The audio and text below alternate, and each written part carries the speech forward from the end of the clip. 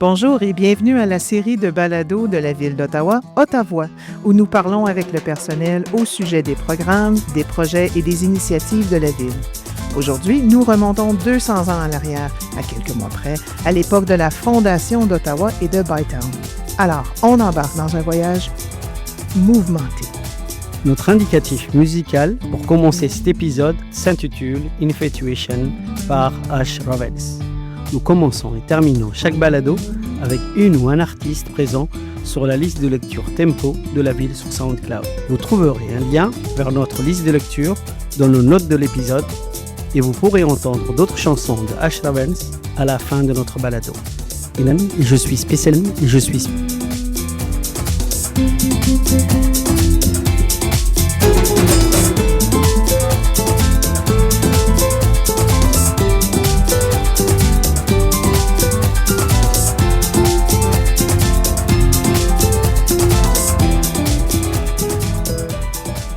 Avant de commencer, nous avons quelques remarques d'ordre administratif à formuler. Les programmes et les services de la Ville dont nous parlons figurent dans les notes de l'épisode et ce, peu importe où vous nous écoutez. Autrement, vous pouvez les trouver sur le site web de la Ville, ottawa.ca/fr.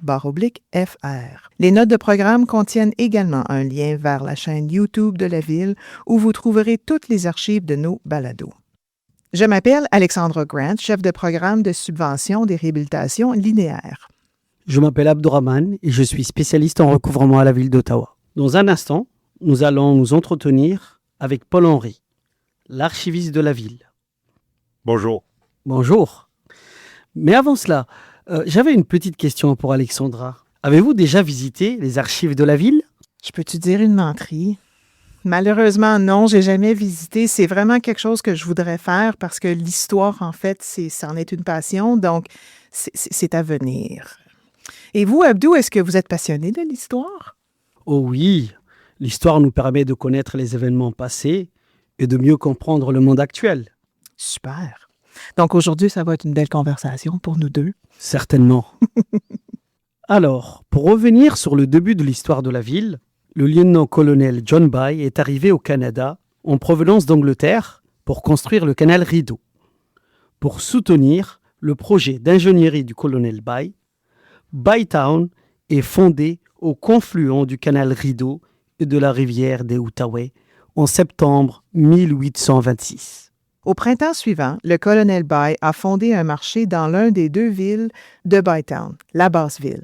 Cette grande structure en bois d'œuvre disposant d'une balance, des espaces et des commerces et d'une salle d'assemblée publique. Ce fut le tout premier marché By. C'est ce que nous célébrons en 2026 et 2027. Paul Henry aurait besoin d'un entrepôt d'archives pour entreposer tous les prix qu'il a reçus en tant d'archiviste. Il a été élu membre de la Royal Society of Arts en 2022 et au cours de sa carrière de plus de 30 ans, il a reçu la médaille du Jubilé de diamant de la reine Élisabeth II, un prix de directeur municipal, le prix Alexander Fraser, le prix d'excellence de la fonction publique du Canada et la médaille du très honorable Roland Michener. Il est l'archiviste de la ville et il est avec nous aujourd'hui. Paul, un beau bienvenue à Ottawa. Merci. Ça nous fait plaisir de vous avoir avec nous aujourd'hui. Qu'est-ce qui alimente vos intérêts pour l'histoire, puis d'où ça vient cet intérêt? Je suis chargé de veiller ce que les archives les plus pertinentes de la ville soient conservées afin que les futurs historiennes et futurs historiens puissent regarder en arrière et écrire notre histoire. C'est un travail extraordinaire. J'ai une formation d'historien et en tant qu'archiviste, je travaille avec les éléments bruts qui nous aident à rencontrer les histoires de notre passé collectif, à travers les époques, une passé qui devrait appartenir à tout le monde, et ne pas seulement aux archivistes et aux historiennes et historiens. Aux archives canadiennes en particulier, où nous accueillons non seulement des documents gouvernementaux, mais aussi des documents de particuliers, des entreprises et de groupes communautaires. Les archives devraient être le reflet de notre société. Comme l'a dit par Sir Arthur Dowdy, premier archiviste fédéral du Canada, les archives revêtent une importance capitale, car elles remplacent les mains qui ont disparu et les lèvres qui sont scellées. Wow, OK, merci beaucoup, oui. Les gens ne le savent peut-être pas, mais les archives municipales sont un lieu public. Le public est invité à venir voir les collections. Mais pourriez-vous nous dire qui sont vos principaux clients aux archives? Notre clientèle se compose de personnel de la ville d'Ottawa et du public, notamment des étudiants et des étudiantes, des généalogistes et de toute personne qui a un vif intérêt pour l'histoire et la recherche. Une journée typique aux archives est un riche mélange d'activités. Nous pourrions, par exemple, accueillir un membre de la communauté qui souhaite faire une donne, une chercheuse ou chercheur qui fouille dans les archives pour trouver un livre, une forme d'archive, ou une personne qui retrace son arbre généalogique et procurant les fiches généalogiques. Au même moment, par exemple, un groupe peut visiter notre établissement ou explorer l'une de nos expositions les soirs et toujours un moment. En décembre dernier, notre établissement a été le lieu d'un tournage. Un lieu de tournage. Oui. J'aime la phrase « l'histoire est un moment » aussi. Ça, c'est une belle phrase, ça. J'aime ça. C'est le traducteur. Okay. On peut prendre acquis, c'est correct. Ouais. Vous présentez actuellement une exposition intitulée « Cultiver la communauté » à la galerie Barbara Ann Scott à l'Hôtel de Ville. Qu'est-ce que cette exposition révèle sur les relations entre les fermiers des communautés autochtones et colonisatrices à Ottawa à cette époque de notre histoire? L'agriculture à Ottawa, c'est bien plus que la culture et des terres. C'est une histoire d'expansion coloniale, malheureusement, de résilience des Autochtones et de recherche de solutions de survie pour les communautés. Cette exposition nous invite à réfléchir à la manière dont l'agriculture façonne non seulement la terre, mais aussi les relations, les dynamiques de pouvoir qui influencent encore notre région aujourd'hui.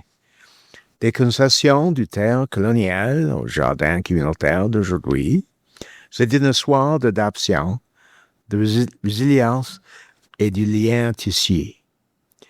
Les communautés autochtones et les colons ont eu dû façonner cette terre grâce à l'agriculture et aujourd'hui, des modèles collaboratifs contribuent à appuyer les systèmes alimentaires et les relations.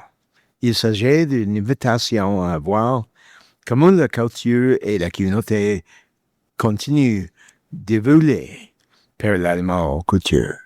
Merci beaucoup. C'est une belle exposition. J'en ai fait la visite. Abdou, je vous invite de la regarder si vous n'avez pas déjà vu l'exposition. C'est une belle exposition. Oui, j'irai certainement cet après-midi. Dans l'introduction, nous avons parlé d'Ottawa 200. Pouvez-vous nous dépeindre ce à quoi ressemblait Ottawa il y a 200 ans, à l'époque où tout a commencé sous le nom de Bytown? La région d'Ottawa était apparentée dans les années 1790 afin d'être colonisée, bien qu'aucun traité n'ait été signé avec la communauté algonquine. La terre était décrite comme une forêt sauvage et les premières colonnes ont dû faire face à l'isolement et au manque d'infrastructures. Certains se sont tournés vers le commerce de bois, mais l'agriculture est restée le domaine central. Le début de la construction du canal Rideau en 1826 a conduit à la fondation de Bytown et l'augmentation de possibilités agricoles dans la région.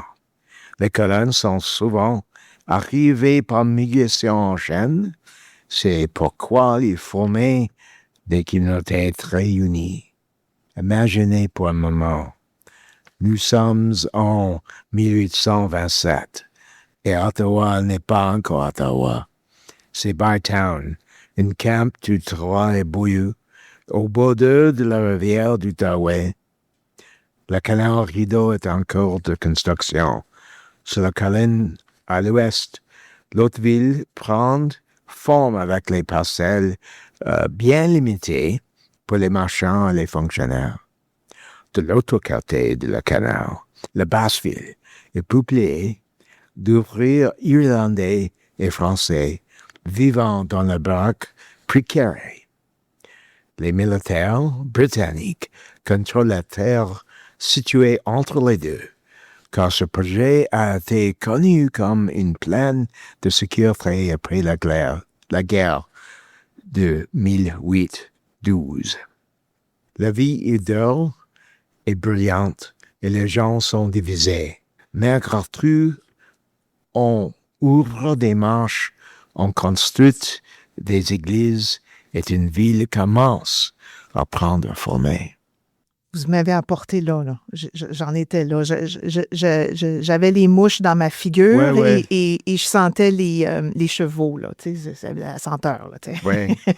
Que pouvez-vous nous dire sur Madame McGuinty et l'émeute du Stony Monday? Ça, c'est une histoire que j'ai hâte d'en entendre. Ouais. Madame McGuinty et Stony Monday ou la bataille des pierres. Qu'est-ce que vous pouvez nous en dire? Oui, le nom de Madame McGuinty est lié d'un moment le plus turbulent de Bytown, soit le milieu de Stony Monday, ou la bataille des pierres, en 1849. Ce qui avait commencé comme une réunion publique pour souhaiter la bienvenue au gouverneur général Lord Elgin a tourné à la violence en raison du projet de loi d'indemnisation des habitants du Bas-Canada, qui a semé la controverse chez les réformistes et les conservateurs. Il s'agit d'un épisode marquant de la vie politique de Bytown qui montre à quel point ces divisions étaient profondes. OK.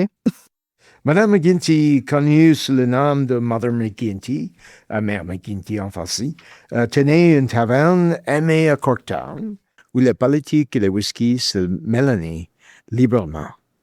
Son établissement était une plaque trônante pour les travailleurs irlandais et bien que n'ait pas participé à l'émeute elle-même. Il est facile de marginner les débats enflammés qui se sont répandus de son bar dans les rues pendant les jours les plus turbulents de Bytown. D'ici la diffusion de ce balado, le public aura entendu parler des événements amusants qui se dérouleront à Ottawa tout au long de l'année 2026. Vous pouvez visiter le site ottawa.ca/fr ou le site ottawatourisme.ca/fr pour obtenir de plus amples renseignements sur les événements. Mais dites-moi, Paul, que possédez-vous aux archives d'Ottawa qui datent de cette époque ou qui peut aider à raconter l'histoire de cette époque? Le 200e anniversaire de Bytown, chronique des archives, est en ligne à ottawa.ca/les archives. Grâce à des documents d'archives, des renseignements historiques et des portraits d'acteurs importants, cette série donne vie à l'histoire de Bytown, une chapelle à la fois telle que rencontrée par notre collection d'archives. Il y aura d'autres photos d'archives sur YouTube, Facebook et Instagram en 2026 à Ottawa Archives.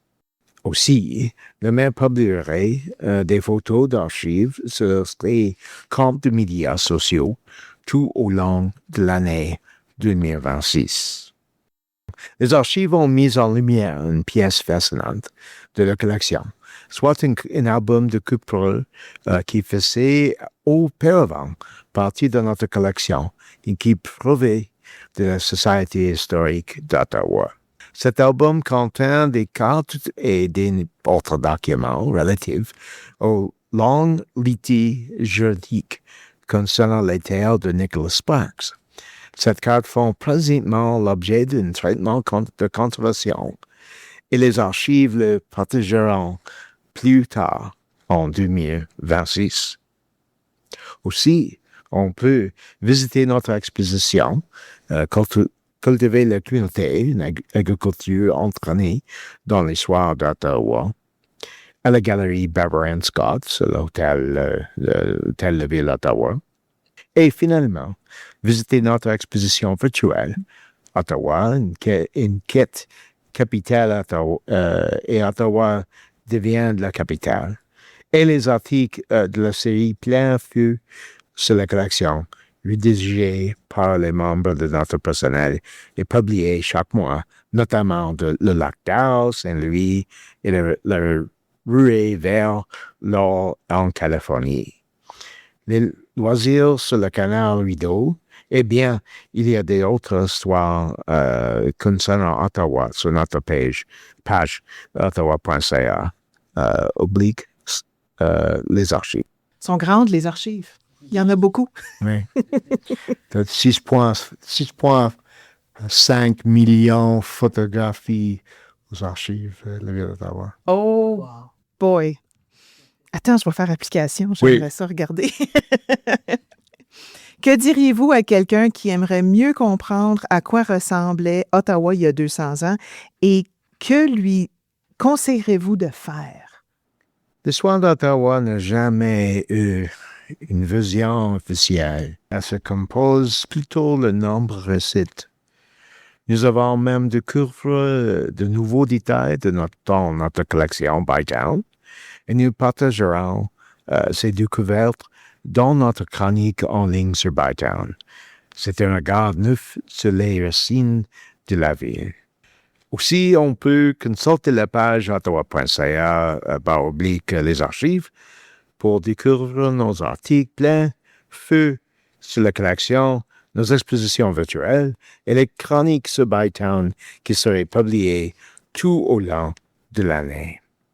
Suivez-nous sur les médias sociaux pour découvrir d'autres histoires sur Ottawa ou passer aux archives pour voir notre salle de référence.